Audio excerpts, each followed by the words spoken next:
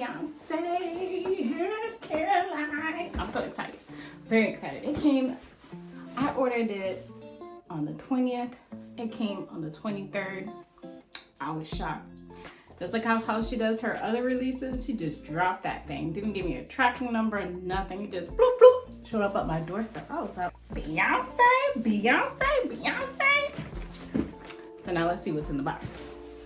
So in the collection, I got the moisturizing deep conditioner, the reconstructing treatment mask, moisture sealing lotion, the nourishing oil, and the clarifying shampoo, scalp scrub, and the hydrating shampoo. This is the fortifying treatment kit that also has the reconstructing treatment mask in it. First, I thoroughly rinsed my hair, and then I shampoo with the hydrating shampoo twice. I was also having a party in there, but I had to edit a lot of that out. I added the Crazy Sexy Curl Mousse to my hair, and I tried, Lord, to leave my edges, but I'm just telling y'all now, the edge warriors, let me know in the comments how to do it because I don't know. I legit tried. I really did. Then I set it for about an hour. I had to go somewhere, so I was in a rush. And now I'm feeling myself, you know, doing a little dancey dance or whatever. I feel like once I finally get a chance to really try out the products, I'll let you know a full review. I do feel like my hair is very moisturized after I shampooed it. It didn't feel stripped at all. So the moisturizing shampoo, their claim is pretty accurate. Thank you guys for looking at my review of what I could use for Cecred, which I do feel like is a pretty good line.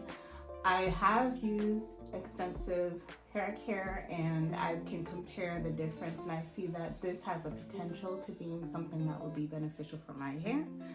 Until I take my braids out, hopefully you guys enjoy the content of me using the shampoo, but to be honest, you're actually supposed to wash your hair when you have braids.